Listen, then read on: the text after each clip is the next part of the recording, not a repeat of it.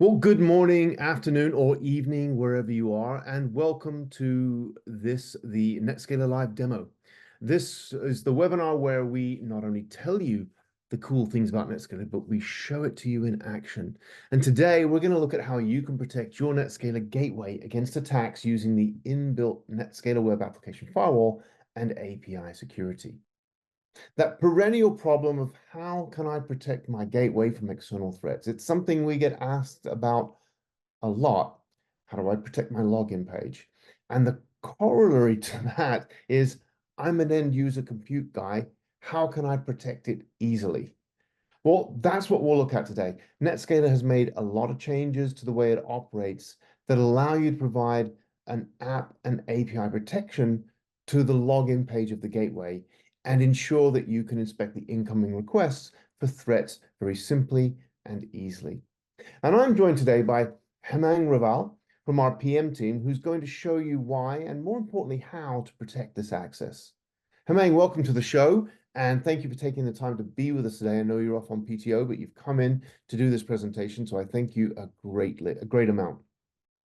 Yeah, thanks, Jason, for that beautiful introduction. This is a long-standing questions from the field that can we use NetScaler WAF to protect our gateway in lights of the lot of attacks going on the gateway and a lot of people trying to attack the gateway, right? So we wanted to come out with a solution which is simple and effective both. So that's what we are going to demo.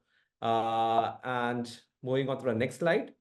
So before we start, right, why secure NetScaler Gateway? Now, we all know that NetScaler Gateway is a solution that provides secure access to business critical apps, be it virtual apps and desktops, be it VPN, or be it be our new SPA feature, right? All of them uses a gateway. So it becomes quite critical to secure our own gateway. And there has been a constant ask from the field on this as to how we can deploy WAF on the gateway, how we can deploy other securities on the gateway, mainly because of the couple of reasons. As we said in the earlier point, that behind the gateway, it's all the business critical apps, right? So it becomes a very, very high value target for an attackers, which is very well visible from the social media and other stuff as well, that attackers are seeking opportunity because there are very, very high value targets behind our gateway, right? And second thing is our compliance requirements. Now with PCI DSS 4.0 and the compliance changing for each and every enterprise, the security team mandates that each and every application facing internet should have WAF. It includes even gateway, because gateway, before even the ICA gets into picture, gateway provides the portals and all those things, which are actually a HTTP traffic. So there is a compliance needs from the enterprise security team to deploy WAF on NetScaler Gateway. And I wanted to highlight a few challenges which currently exist on the gateway, right? The number one challenge is if a enterprise starts deploying WAF on the gateway, even if we don't take gateway into consideration, WAF has been meant to be a complicated thing to deploy. The reason being, whenever a security team starts deploying WAF for any applications, including gateway, it has to first understand the app architecture. Now, if the app architecture is not properly understood, like in terms of gateway, it breaks the functionality. So we have seen many of the customers coming back to us saying that we have started to deploy a third-party WAF for the gateway and it breaks the functionality. So that's a second challenge, right? And a third but most important challenge is rush whenever the CV is announced, right? Whenever the CV is announced and we release a fixed version on a security bulletin, generally we see a rush to upgrade, rightly so, because since you are insecure and we have announced it, a lot of attackers again are in the vicinity to attack the high value target. So there is always a rush. So what we thought is, why not we provide a simplistic solution wherein a EUC admin doesn't even require a WAF knowledge to deploy it. It is tried and tested by Citrix, so it doesn't break the functionality. And third thing is, for majority of the scenario, what if we can provide something called as a virtual patching for the WAF, via WAF to the gateway, so that the rush during the CV announcement is reduced, right? And in doing so, we have come up with a new feature called as a protect gateway with native WAF and API security. Now, before I go and provide you a demo, I really wanted to provide you what is the difference and how we are changing our architecture. Now, what you see on the screen currently is nothing but the current packet flow. I have simplified the entire NetScaler module packet flow through few modules of our concern. So let's assume that there is a AAA TM, VPN, or SPA user who is trying to log into the gateway. So whatever request first comes in, it goes to a HTTP parser module. And once the HTTP request headers are all seen, they are passed on to AAA VPN module. And then you see that NetScaler already has a WAF module, but as per current packet flow, the WAF gets triggered after AAA module. So what it results in, although the requests to the backend apps are protected, but the request itself to a AAA and VPN module are unfiltered. So whatever user tries to log in, even if it doesn't comply with our module, it just lands on the module, right? Now, let's see what we have changed and what's going to get available in the next release of 14.1, which is right around the corner, is the WAF. Now, you see that the difference in the first and the second diagram is this WAF module, which sits between the HTTP parser and the AAA VPN module. Now, this particular WAF module will get each and every request landing on the AAA and VPN. And what does it do? Now, this WAF module leverages the API security feature of NetScaler, which includes API schema validation. Now, what we have done is our engineering team have written a detailed schema documentation and provided on the NetScaler, which lists down all the endpoints. So it filters the endpoint, it whitelists the endpoint, which means that any request which is not meant to be processed by AAA VPN is not reaching there. The third thing we do is header validation. So if a specific header has a specific cache at a value, if it doesn't adhere to that particular header, it doesn't reach the module. The third thing we do is method validation. A specific call needs to come as a post. It should come with the post. If it comes to the GET or any other HTTP request, it again doesn't reaches the module. Similarly, we are doing a query parameter validation and other things, right? So this schema file, which you see on the green box on the left-hand side of the enhanced packet flow, has all the intelligence as to what is a correct request that should go on the AAA VPN module, right? And since all the requests are passed against this criteria, so what we see is only filter requests out here, which is a AAA VPN module. What does it mean? It means that if there is any issue in any issue in the AAA VPN module, which can act as a backdoor or an entry for an attacker, it gets blocked right here at the WAF because we only allow filter requests to the module. So that's kind of a zero trust approach that only forward those requests to the module which are expected, drop all other requests. So that's a new current packet flow and enhanced packet flow. Now, going further, it may look complicated, but as we said initially, as Jason highlighted, we wanted to make it very, very simple switch for a EUC admin to just enable this feature with additional protection. So what we have is, as soon as you upgrade NetScaler to the 14.1 21x release, which will be released in few weeks from now, you will be having out of the box the 3 schema file, each for different modules, namely VPN, AAA, and AAA TM. Now, you might be aware of VPN and AAA, authentication and gateway, but AAA TM is if you have an authentication enabled for LB vServers or CSV server. So this schema file, all those intelligence which I talked about, endpoint filtering, method filtering, header validations, all the intelligence is fed into this file. And this file is not readable, it's encrypted. The reason we wanted to do so is we did not want to expose the details of what the intelligence we have provided out here, because the attacker can reverse engineer all those things. So these files are available on the NetScaler, but these are encrypted and non-readable. And to further add to it, what we have done is we have provided a pre-canned 3 WAF profiles, respectively for 3 different schema files which we have. Now I'm going to show you in a demo like how the profiles looks like, but these are the 3 profiles provided out of the box. So it makes a life very simple for a EUC admin or a gateway NetScaler admin, that you don't have to go and configure a WAF profile, define rules, define relaxations, nothing. It's all pre-tested, configure right out of the box for NetScaler admin. So moving on to the demo, let me go to the NetScaler. So here is my NetScaler, right? The moment you upgrade to, let me log in quickly. The moment you log into the NetScaler, which is upgraded to 14.1, 21.x release, you will be seeing, as I'm going to show you, is a pre-can WAF out here. Let it come up. And here it is. So I go to security, I go to NetScaler Web Firewall, go to profiles. As you can see, there are 3 web profiles being shown out here. Now, what's the content of this profile? All of them have a same configuration, but it just points to a different schema file.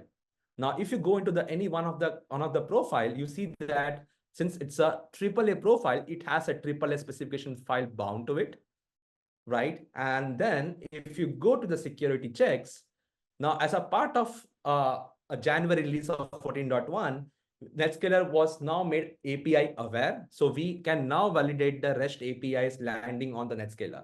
So as you can see, none of the checks are being enabled. We just have a REST API schema validation enable out here. Now, what does it mean is for every request to a gateway, the WAF will inspect the traffic for the schema validation against the schema bound to the profile. So if you go to the other profile of VPN, you will see the VPN schema file is available, and the same set of settings exist there as well, right? Okay, so this is all pre-can available. Now the question is how to enable this protection for the gateway or AAA. Again, right, there can be tons of gateways and AAA vServers on the NetScaler. So we wanted to avoid a pain wherein admin has to go to each and every gateway and AAA and bind WAF profile for it.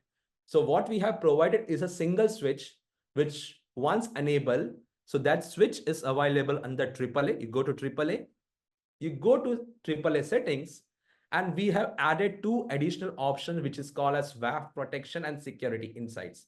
So this is a default value of the WAF protection, which means it's disabled by default. And if you click on a drop down, there are 4 options available: disable, auth, VPN, auth, and VPN. Now, if you just enable auth, it will just protect request to authentication vServer. If you enable VPN, it will just protect a request to a VPN vServer. Our recommendation is to always enable auth and VPN. So here I am enabling auth and VPN. And the security insights, if you want to view that if there are any malicious requests are landing on the gateway, then you can enable the security insights and view it on the NetScaler console, right? So to start with, right, I'm not enable it yet. So it's by default disabled. I'm not press OK yet. Now let's see how, if it's not enabled, how the behavior of a gateway is. Now I have this pre-can malicious request made available out here. And 222 is the IP of a gateway. I'll just take you back to the NetScaler just to make sure that the gateway IP is 222. Now, if I go to the gateway, here you can see it's 222 IP is that, and 105.158.222. And I'm just going to hit a malicious request on here via Postman. So as you can see, a login page is appearing. It might not look good because it's a Postman curl request. I'm just sending a 1 request. Secondly, in here, just for demo purpose, we have created a malicious request, which is having a pre-can cookie.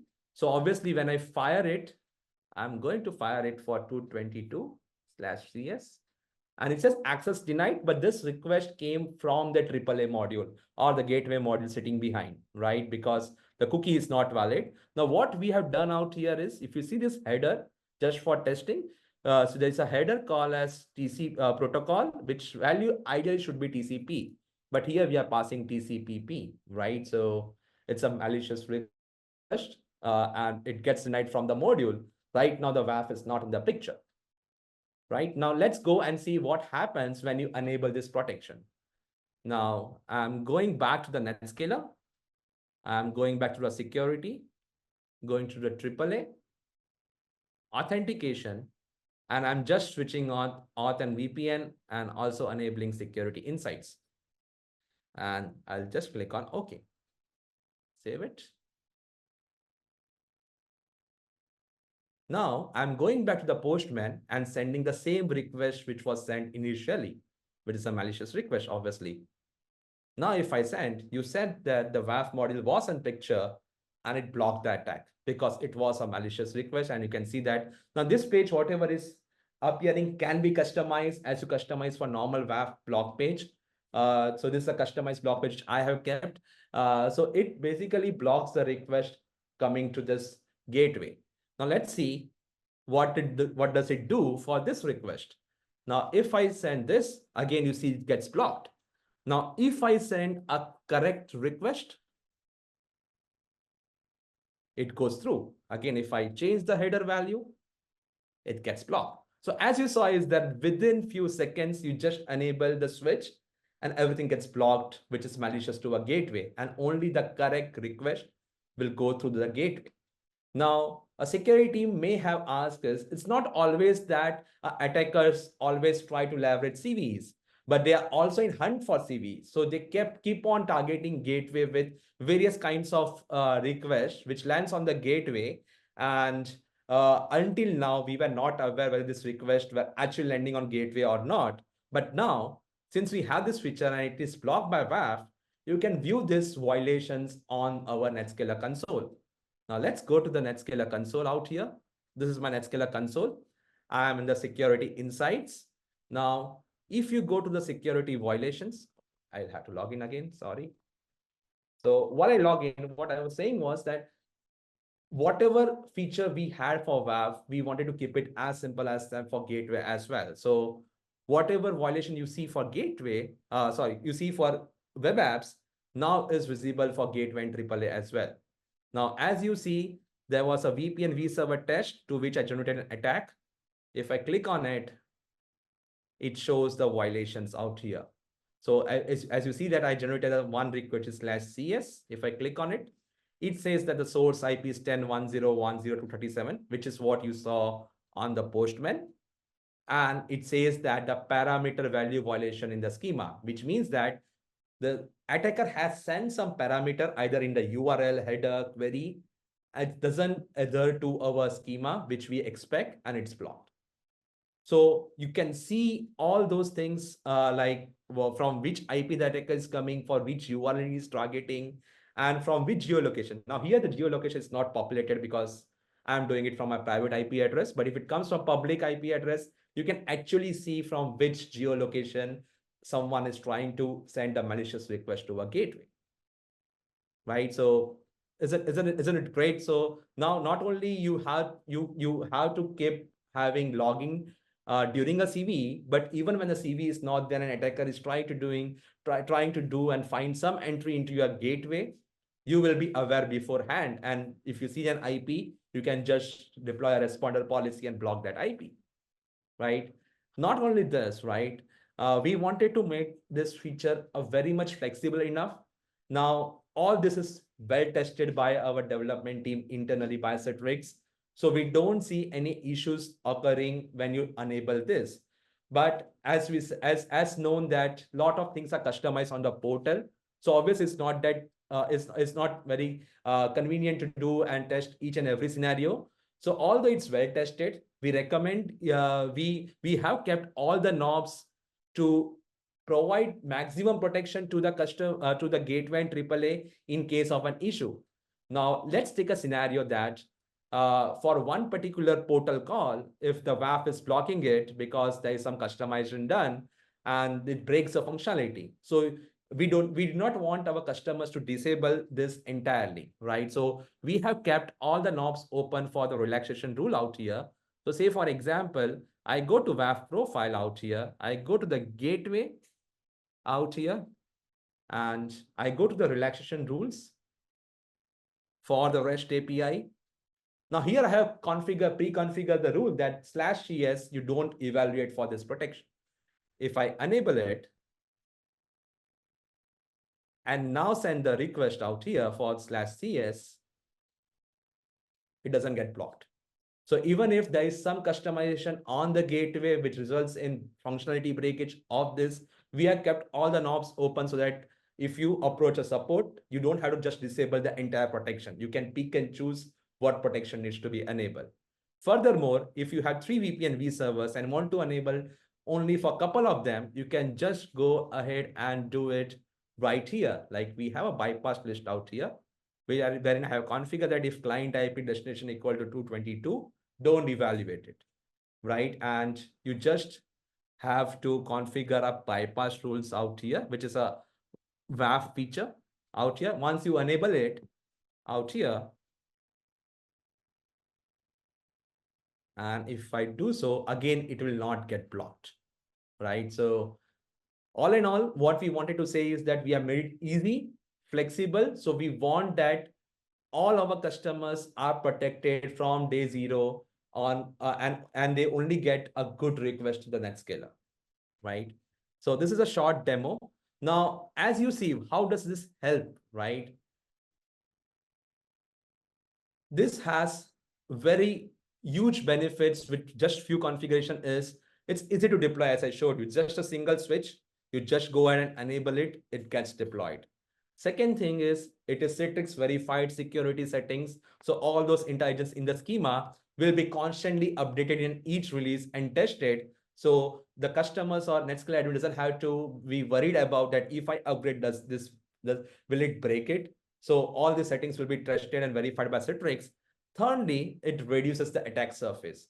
Now, as we said that there might be some complex CV which might bypass this rule, but as we say that we are only allowing a tested and filter request to the gateway, so it reduces the attack surface to quite minimal level.